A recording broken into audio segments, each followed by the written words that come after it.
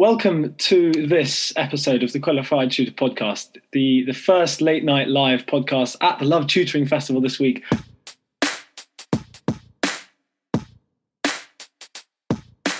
So if you don't know who I am, which I'm sure plenty of you don't, I'm pretty known for failing my A-levels. That's, I think, what Julia said. But Clio, I'm just thrilled that actually you weren't lost, you were found. And not only did you find yourself, but somebody somewhere has given you the support. I've lost every piece of paper I've ever touched. So please never hand me anything on paper. You will never see it again. That's the only reason why Apple introduced the iPad into this world, was it because they wanted the autistic students in the US to have access to a curriculum. And if we're talking about learning and living differences, even just, managing to get through the afternoon when it's been a really challenging morning, physically and cognitively, it's just exhausting. Yeah.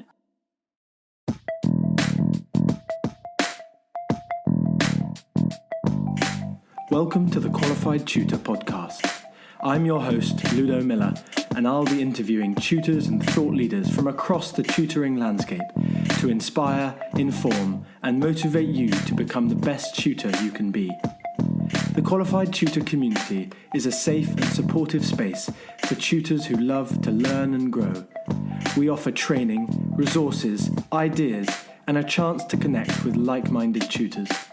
If you'd like to continue the conversation, join our Qualified Tutor community at www.qualifiedtutorcommunity.org or find it in the show notes.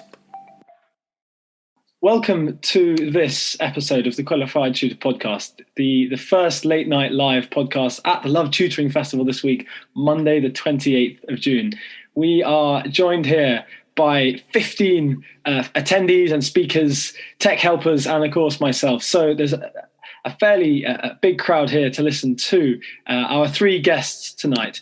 And I'd like to welcome our guests, Nina Jackson, Clio Tucker, and Amanda Cremona. I am so glad and very lucky to be hosting this podcast where we'll be diving into neurodiversity, access to education in this field, and support strategies for tutors. Nina is, as a little introduction, Nina is the ninja, a force of nature and one of the most captivating speakers I've had the pleasure of meeting and listening to, including the event we've just had on supporting student mental health. Clio Tucker is currently completing a BSc in biomedical science at King's College London and works for Manning's Tutors alongside her studies. Amanda is an incredibly active and engaged community leader, runs AJC tutoring, works as a supply teacher in a local school and changes the lives of a great number of students with dyslexia as well. So what a trio. Let us dive straight in to the podcast with no further ado. And I'm going to ask the three of you the first question, which is, what is your why as an educator? Amanda, do you want to start? Why as an educator? I think it's perhaps changed in recent months. It's always been to help those that struggle for one reason or another, and that has sort of led me into the dyslexia field. So most of my students I have now have dyslexia. But I think as well, in being self-employed over the last just over a year now, I've also become very passionate at trying to make some change, because I've had parent meetings that have blown me away with how some schools are not supporting their child. And so I'm very passionate about empowering parents in order to be able to speak to a school to get the help that they actually rightly deserve. So I have, a mixed bag there. Yeah, a great place to start is empowering the parents. And getting them to understand the relationship to education, which will then, we hope, trickle down to the student as well. Clio, can I turn to you next? Of course. Hi, everyone. So if you don't know who I am, which I'm sure plenty of you don't, I'm pretty known for failing my A-levels. That's, I think, what Julia said. So I failed my A-levels at 18, and I was diagnosed with ADHD about a year later, which really kind of explained my entire sort of educational history, and, basically everything about my life that I hadn't understood up to that point. And it really motivated me to get back into education. And that's why I pursued going into biomedical science, which I'm currently doing. But I think that's a lot of my why as a tutor, is that although I did well academically in school, I really struggled in a lot of areas. And, I didn't know why. No one else around me knew why. I was, not doing any homework, late every single day. Never brought books with me, or pencils or pens, or literally anything you could require a student to bring, I did not have. So I think a big part of my why is that I think I have a perspective about education and how hard it can be for some students that really makes me want to, connect with them on a personal level and, maybe show them some understanding and compassion that they may not be getting in other places. And I also think that because education for a while there really kind of sucked the joy of learning out of me, really made me question whether I would ever kind of get that passion back. It makes me really want to kind of help students get that love of learning back and really enjoy the subject that they're learning. I primarily do A-level biology, and I've certainly seen with my students, a lot of them are kind of going through the motions. I think that's quite common for tutors to see their students doing. So I really want to kind of empower students to think about their subject as something they love and enjoy again. So I think that is my why. Sorry if that was a little bit long.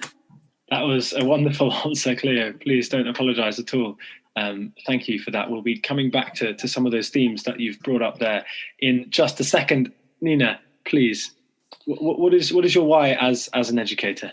Good evening, everybody. I've got two whys, really. Number one is to give a nod and a thank you to educators, teachers and practitioners who, when I was a child, literally rescued me and recognised me as a human being, recognised me for my unusual ingredients, and gave me hope and purpose in what was a really challenging time for me as a child.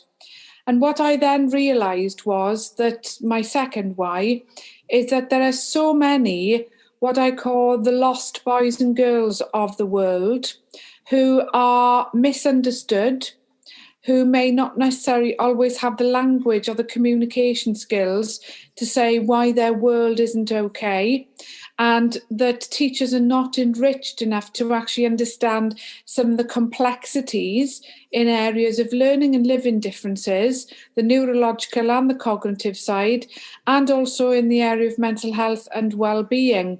So there's I guess, a number of whys, and that's from partly personal experience, but also as well seeing how so many individuals were lost.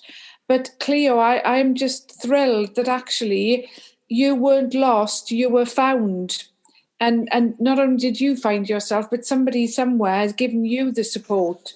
So as educators, I think that we have this slightly invisible support blanket, which is safety and security, to allow people to extend their magical ingredients. Thank you, Nina. And that draws together quite nicely, and that certainly wasn't planned, but it draws together the three of the strands of education. Amanda talking about wanting to empower parents to understand more, Clio talking about wanting to help students fall back in love with their subject, and Nina thanking the educators themselves for the work they do, and kind of how recognizing how difficult that can be. So thank you very much for those. Now, let's explore accessibility and tech a little bit further. This is an area of expertise for the three of you, and Nina has been delivering 2 sessions today on the importance of showing educators how they can use their phone, their digital learning device around them to better support students with learning and living differences. So first of all, I'd like to ask the three of you, and we're going to start with Clio on this one, if that's okay. How has accessibility improved learning for you? Well, it's improved it pretty hugely. I went from, failing my A levels to going into university. So clearly something did change. And I think that a big part of that was that once I was diagnosed, I could actually access that support. Weirdly, I think the biggest thing I'd have to shout out is that I have a tablet which has a pen. I know that seems like such a tiny thing, but if you think about it, it's genuinely made such a difference in my learning and in my studies. So I don't have to bring multiple textbooks or folders or bits of paper. I joke that I'm emotionally allergic to paper. I don't let anyone hand me anything on paper because I will lose it. I've lost every piece of paper I've ever touched. So please never hand me anything on paper. You will never see it again. But essentially having it on a tablet and having all of my notes written out means that, it syncs to the cloud. Even if, God forbid, I lost my tablet, all of my notes would still be there.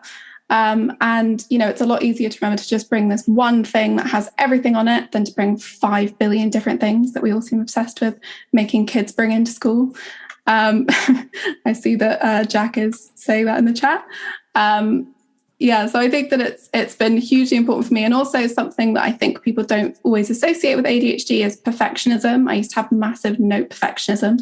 So I'd be like, if my notes aren't perfect, what's the point?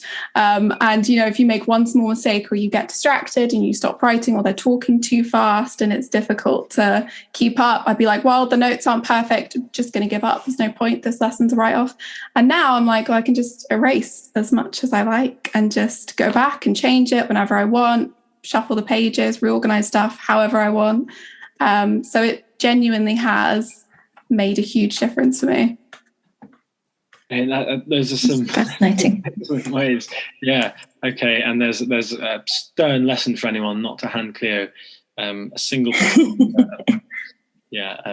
a bill, maybe even a note, maybe in the note, a £10 note. Don't hand it to her at all. Amanda, can we turn to you next? How has accessibility improved learning for you? From learning for me, I mean, I've been trying to sort of again bring in some accessibility things for my students and get them on board with what's available. And I have had to learn myself, and I am still learning massively. But things like coming with the scanning pen that we saw earlier, things like that. And I'm sort of going forward with schools and saying, why aren't we looking at these? And interestingly, it's something that really needs bringing back to primary school, but that's, so that by the time they go to secondary, all of this accessibility is already in use. And I think that's a really key thing that sort of needs to come in place and needs to change. Because so much of this stuff doesn't start until they're at secondary school. And sometimes then you've got all the self-esteem, you've got the confidence, you've got the don't want to do that in front of my mates kind of comments. Whereas actually if it's their normality when they're younger, then it just flows on and nobody knows. For me, I'm a big note taker. I have... myself, I'm a very slow reader. I read a lot and I love to read, but I quite sort of slow processing with my reading. I have to reread quite a bit.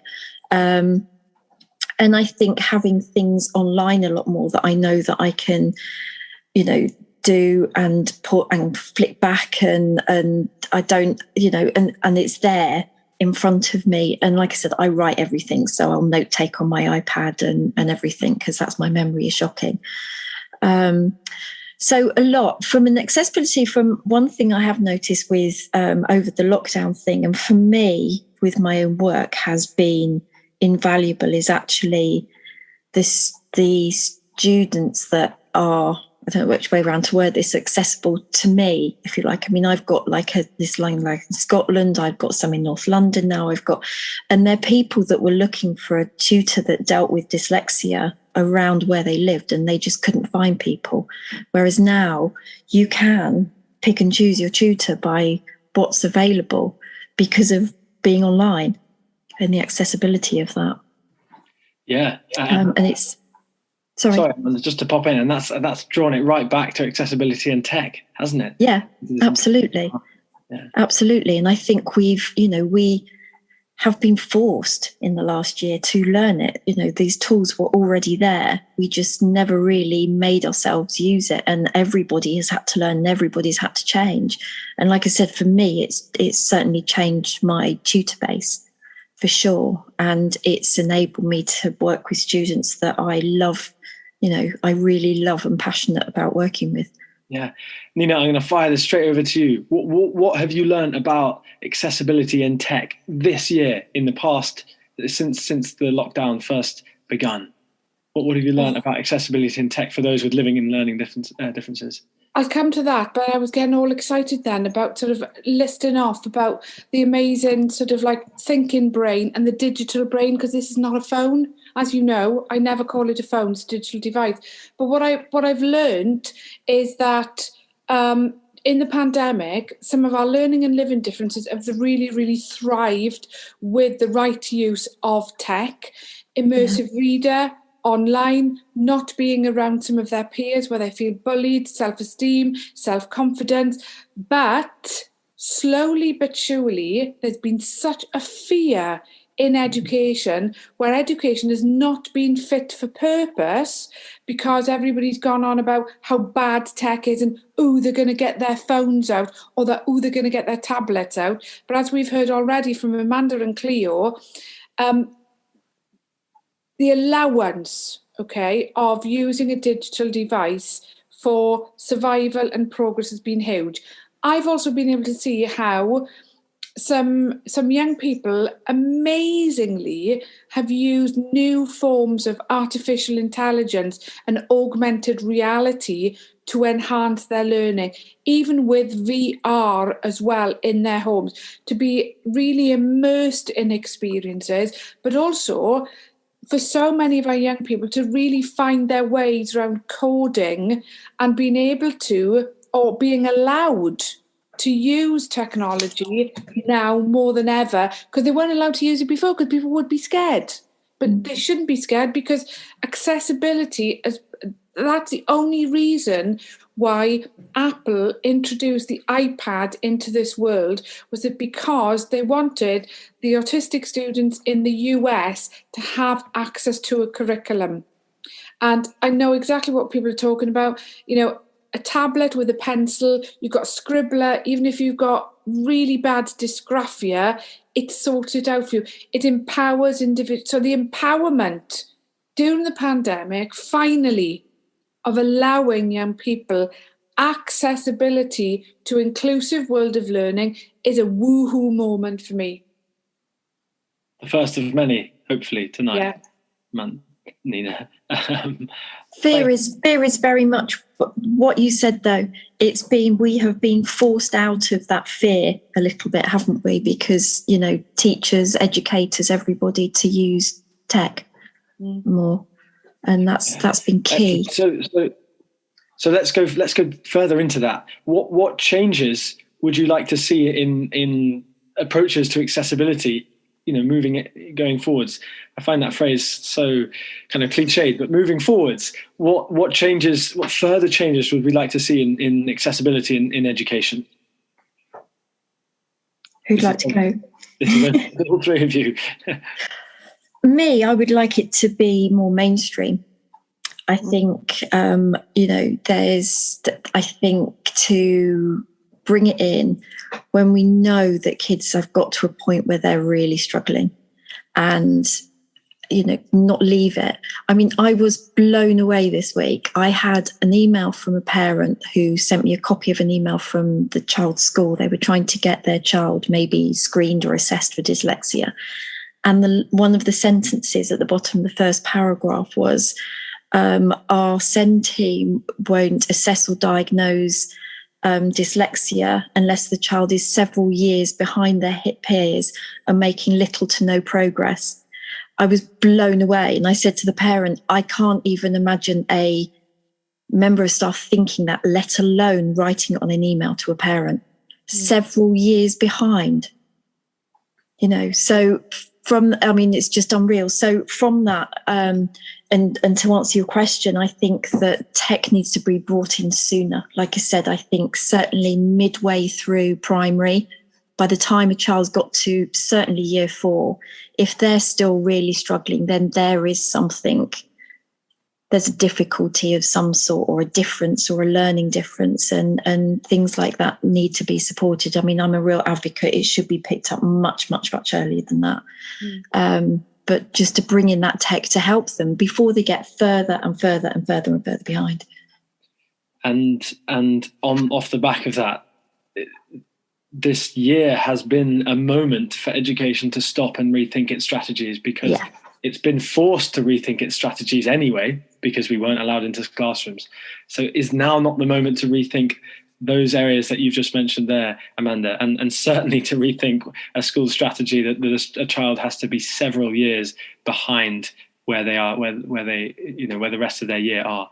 So thank you for bringing on that. Clio, can I draw on you here? Yeah, of course. I think that is very shocking. We spoke about this when we were catching up this week. Several years behind, I think kind of also speaks to an issue that I have with the approach to accessibility, is that it's very much, you have to be struggling academically to be considered to have something, that's worth assessing. And for me, I didn't struggle academically until I hit my A-levels, and then everything came crashing down because all of the not doing homework caught up with me.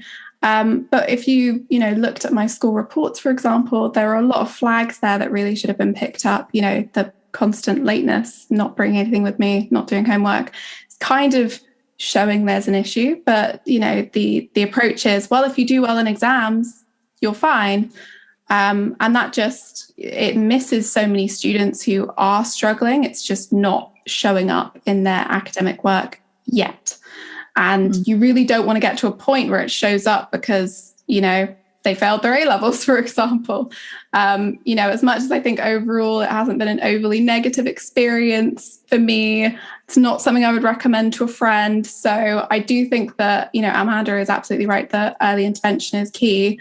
And I also think that approaching accessibility is more of a universal design sort of concept, and thinking, not just about how do we improve accessibility for students that we know and have identified as having accessibility requirements, but how can we improve accessibility for all students who may have, some kind of struggle?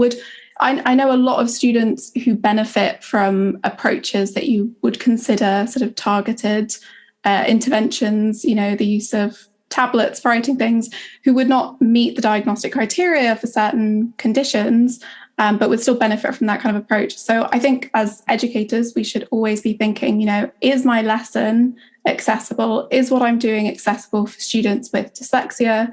Is it accessible for students with ADHD, with ASD, anything out there? What am I doing to improve the accessibility of this content?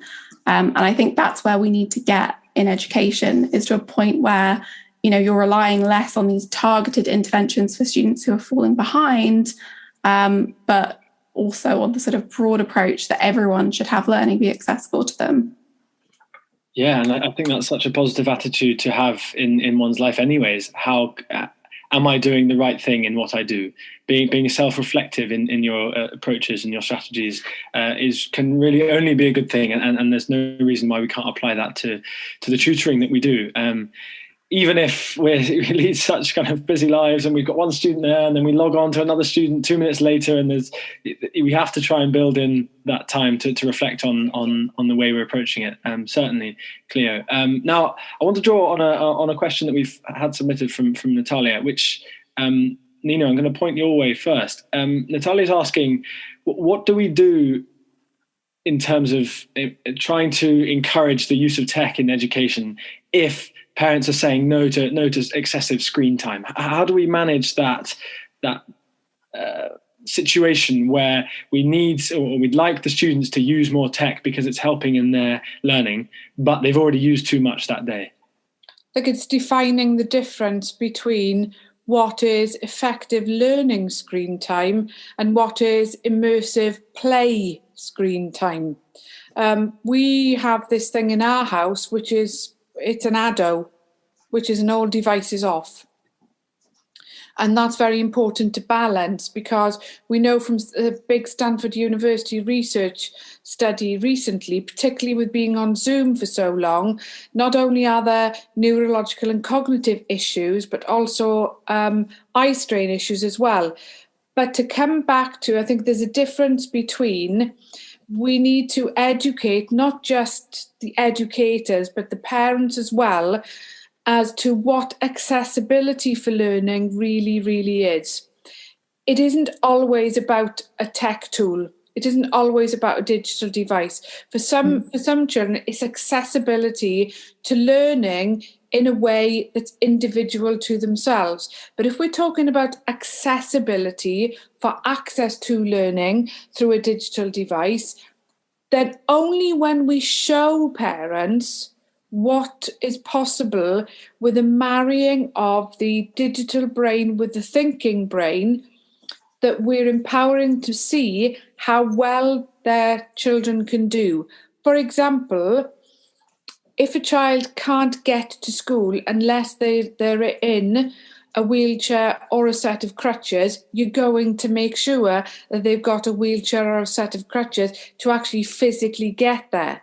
If we're not giving students that empowerment to use aspects of technology for accessibility, then actually what we're doing is we're breaking some of the UNCRC, the rights of the child, okay, which is to have a supportive aid to be able to make sure that they're able to access learning, which is the best way for themselves.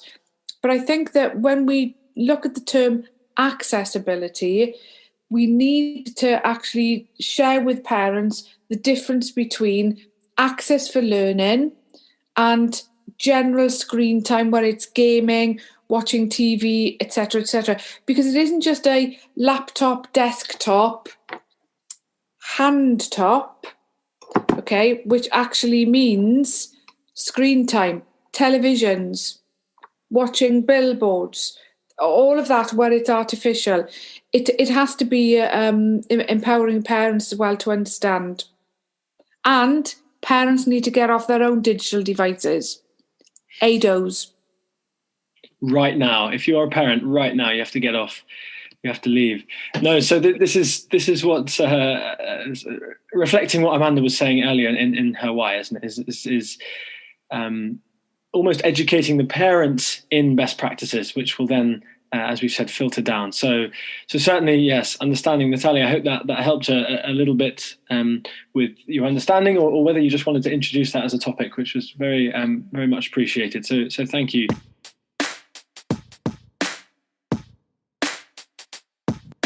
To join the growing number of qualified tutors, enrol now for the Level 3 Qualification for Tutors. This 8-week online facilitated course covers the roles and responsibilities involved in teaching and learning, with a particular focus on inclusion, assessment, and feedback.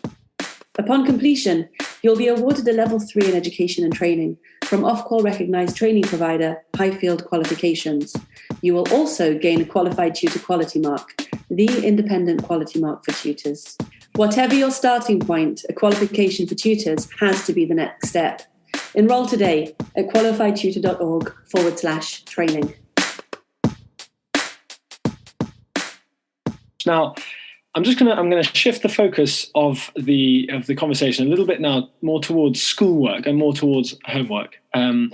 This is both in line with where we wanted this to go with, but also, Katie, I'd really like to get your question involved in this, and that was not so applicable to the conversation we've just had. So I want to turn towards that, because our three guests tonight have a lot of experience in this as well. So, Amanda, I'm gonna start with you on this one.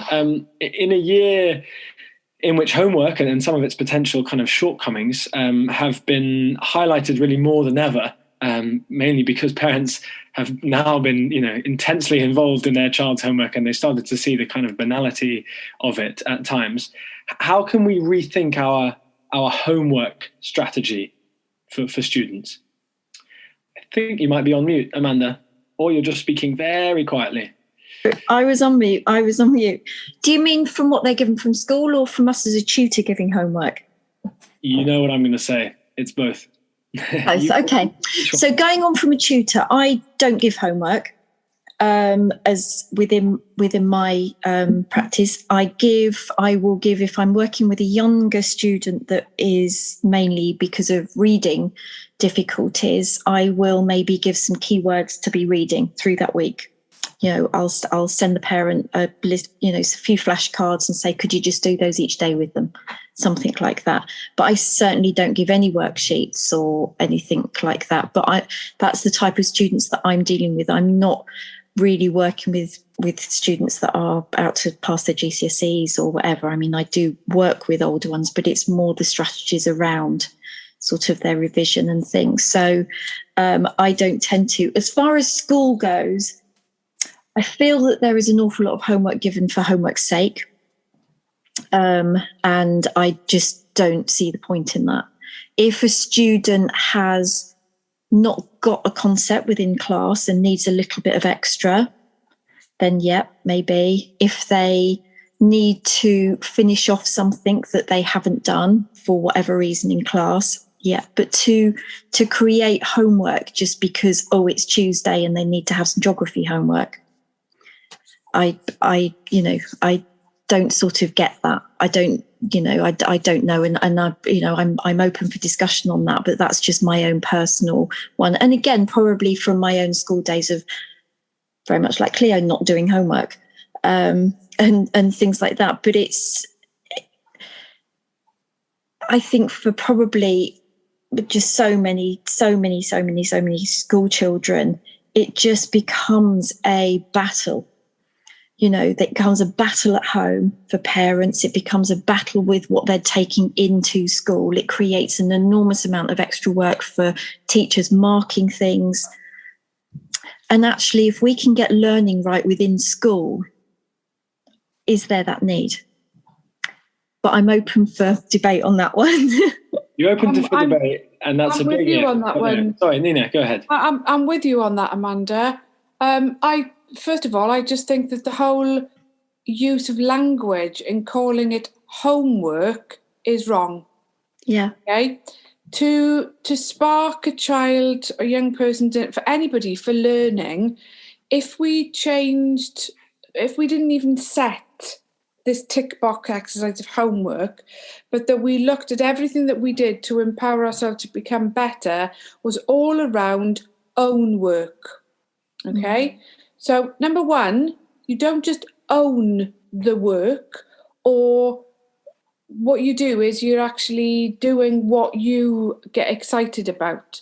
So what happens then is that if a child or a young person gets really excited about something done in tutoring or in school, if they want to explore further, that's brilliant, okay? Self-guided, exploration, being adventurous, discovery, curiosity, awe and wonder, okay? That's the form of best learning, because once an individual is inspired and excited by something, they're more likely to digest it, to process it, to reflect it, and to be a part of it. However, some children can't do homework at home. That's stupid in itself. And it's just been this thing for years, isn't it? We must set homework. Why should we be setting homework? Actually, there's a balance here between emotional and well-being and emotional wellness, mental health and well-being for children and young people, as well as when teachers are doing excessive amounts of marking at home. I think we just need to be really careful between the bridge between schooling, tutoring, and real life. Yeah. It's got to be a balance. It's got to be, hasn't it? Yeah. I mean, I can say, like, within some, like I say, I don't set homework, and I don't set any formal, like I said, like sending worksheets or anything. but I do quite a bit with mine with learning about the world and nature. And we did a topic on the Arctic and Antarctica, but bringing in all literacy to do with that. But it's like, so maybe the following week, well, why don't you Google and find what you can out about, the Antarctica, so we can talk about it next week. That's the homework, actually go and watch Finding Nemo because I want to talk about the Barrier Reef or whatever it may be, and that's the homework. So it's like you said, it's then conversational, it's language, it's everything else. But I know I can do that because of the students that I work with. I'm not trying to get them through their maths GCSE or their A-level biology or No, I completely agree with both of you. I know that I've said this like 5 times already, but I never did homework in school. And, while I was doing my GCSEs, that didn't impact my performance at all. This is one of the reasons that they didn't think that this was a problem, is that it had zero impact on my learning to not have done any of this homework.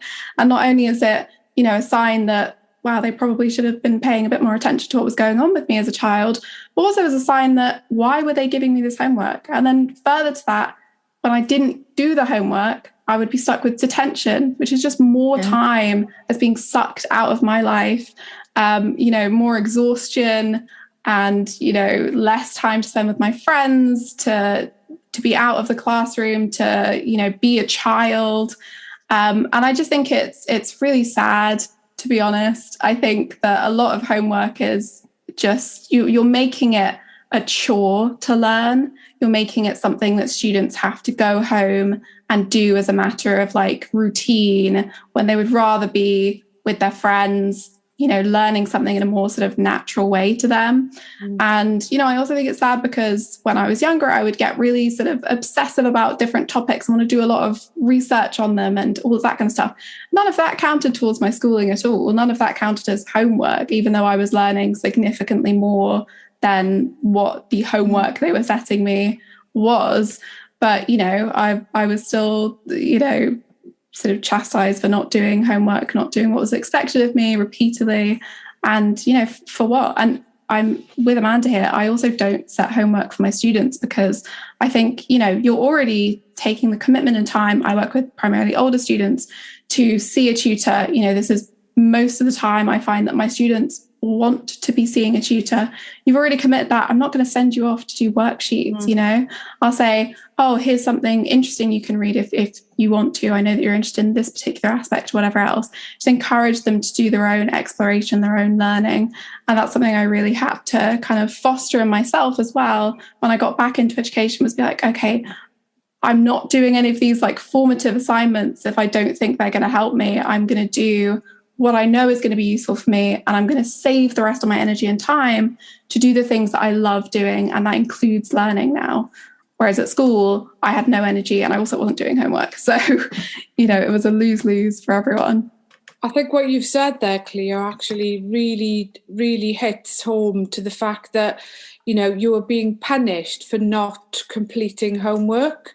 And of course, then what happens is that punishment then gets you labelled, then gets people talking. So your self-esteem and your confidence is rock bottom. It puts you off learning even more. And I adore, Katie, what you've been putting in the chat. Yeah, I did. Really, this whole thing about the parent aspect of, well, if they're not keeping up with everybody else, so keeping up with who? People say, oh, they say. And we talked earlier about the disgusting word of the English language called normal, which is just awful because we're all individuals. So I'm really delighted to see that the interaction in the chat echoes so much of what we're saying. You're right. I mean, what is the point of homework? Is that just a test to see whether or not A, you can work on your own, or B, whether you can remember something that's gone on in the lesson? And if we're talking about learning and living differences, even just, managing to get through the afternoon when it's been a really challenging morning, physically and cognitively, it's just exhausting. Yeah. Enough said.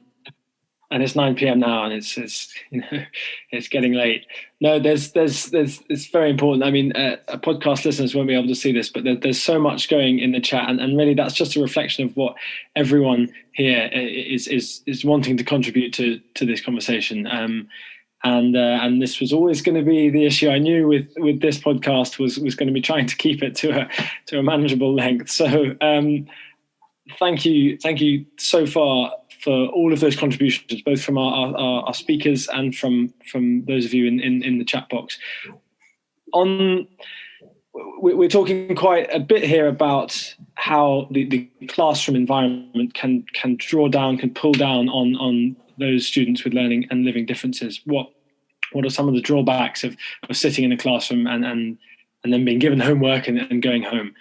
What support strategies, let's turn to this for a second, what support strategies for students with learning and living differences can tutors deploy that teachers perhaps don't get the opportunity to deploy because of the classroom environment? How can tutors help with some of these support strategies for what we've just been talking about? I would go on. No, go on, Nina, you go first. Sorry. First of all, I think that what tutors can allow students to do is to have physical mobility and not be stuck in one space to a chair, but the fact that you can still learn by moving around, and that you can move around with or without a digital device. You don't have to have the eye connection with somebody else. You could be looking at a different point in the room, but still have that engagement. And I think it's the form of learning that has to be through physical freedom as well. Amanda.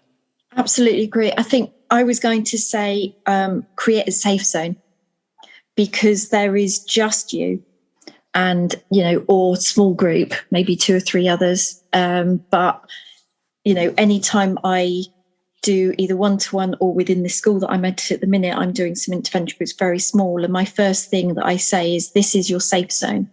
It doesn't matter what mistakes you make. It doesn't matter, what you ask me. There's no, if you can use the word judgment, if they're at that language ability, but this is it. And if you don't get it, you need to say, because this is your chance to feel safe in doing so. You haven't got all your peers here. You haven't got to put your hand up in front of the whole class. You haven't got to read aloud in class.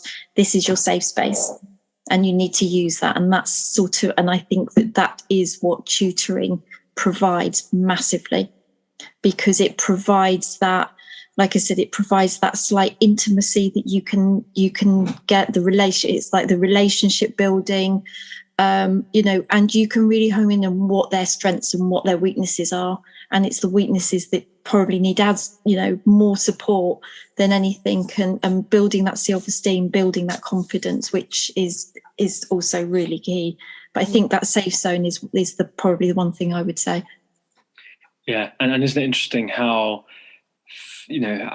just a few number of children would view their classroom as a safe zone, given that we understand very much that happy and safe children learn most effectively, that we can't even create that in our centres for learning.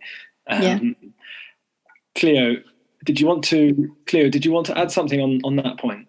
Just very briefly, I know we're slightly going to run over time. But I think, no, I completely agree. And I think the 2 things that we can do as tutors that we can offer students that they often don't get in a sort of traditional classroom setting is just time and compassion. Yeah. We get to work with them individually. They have just more actual face-to-face contact hours with us than they typically do with their teachers. And some students, it will just take a bit longer for them to click, and we can give them that space to get to that point and that support. I think a lot of barriers for a lot of these students is just in self-confidence, and we get to work with them to build that in a way that their teachers often don't. And I think it's important for all of us to be a little bit educated about some of the different conditions that students will have, dyslexia, all of that kind of stuff, that we can really understand where they're at and we can meet them there. Whereas a lot of teachers just don't understand a lot of these conditions many teachers are excellent and are really striving to work towards, greater accessibility and understanding. And, there are many very empathetic teachers. But in my own experience, none of my tutors that I ever had in school would ever, tell me off or punish me for doodling or anything like that, because they were there to help me individually. But teachers told me off all the time for doodling in class. So, we get to be more sort of present for them and empathetic and understanding of their situation. And I think that can be really valuable, even if, it doesn't necessarily show up in grades. We don't always get students to where we hope they're going to be. I think the personal impact that can have on students' lives is, indispensable. And how lucky we are that we have that space that we can do all of that. Look at the reactions streaming in. I don't know whether that's because of genuine what you've just been saying, Clio, or whether Natalia has just reminded us all that we can do lovely things with our emojis. But absolutely, I couldn't agree more. I'd like to say as well that it is only recently in my tutoring career that I've come to understand this area a little bit more, and that's 100% because of the community that we have built, and because of the podcast that I've been lucky enough to host. And I didn't think that this was an area that I would be involved in the kind of the sphere of tutoring, in terms of actually being the tutor and having a student in this area. But it's incredible what learning about this area can do for helping me and for helping loads of other tutors with students who don't have learning and living differences. So understanding the way that learning works for those who struggle with conventional learning can really give you insights into how to improve learning for those that don't struggle with these areas that we've discussed. What society would call normal students, but what we are never ever going to name again. So thank you all very, very much for those contributions. I keep feeling that I am thanking you for what you're saying, but that truly comes right from within. So it's been a wonderful conversation. I know that no one really wants to end this conversation now, but we must do for the listening, the attention span of our listeners. But there was one more question that was raised in the community earlier today, and this one is just directed towards Nina. Just before we finish, stop it, Jack. Just before we finished, Nina, could you let us know if you have seen the speech-to-text tools that you were discussing, that were involved in the first workshop? Someone was asking in the community, have you ever seen these mentioned in a maths or formula-based subject setting? Can these be used not for just reading words, creative writing, English, that kind of thing? Yes. Thank you. There's an app for that. Right, there's an app for that. There's an app for that. There's also a web-based tool for that, where you can actually say exactly what you want to see, mathematical symbolics on the screen, and it's sorted out. Boom shakala, sorted. Okay, well, that's the answer. I think you're going to have to keep picking your mic up off the floor, Nina, because you've dropped it about 4 times. Really? In this session. Yeah. But no, thank you all very much. Thank you to Clio. Thank you to Amanda. Thank you to Nina. You're thank welcome. you to Katie. Thank you to Serena, to Natalia, to Linda, to Hope, to Victoria, to Sadia, to Natalie, and to Jack for keeping the whole conversation going in there. If it wasn't for Jack, we wouldn't have had those wonderful contributions from you, our attendees. Thank you for listening into the first episode of the Late Night Live podcast at the Love Tutoring Festival. There will be 3 more of these on the Tuesday, the Wednesday, and the Thursday evening. Tomorrow is the business of tutoring. Even more importantly, I think, for the discussion we've had today, Wednesday is our big teaching and learning day. So please do return to that, where we'll be finding out more about strategies for learning within the tutoring environment. Thank you all very much. Please don't go, because Julia has something I think she'd like to say, but I'm going to stop the recording now. And thank you to our guests and our speakers. Thank you.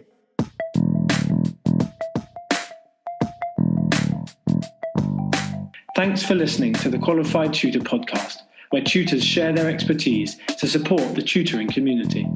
If you'd like to continue the conversation, join our Qualified Tutor community at www.qualifiedtutorcommunity.org, or find it in the show notes below. We exist to connect, share, and learn with you, because tutoring is a small job that makes a big difference.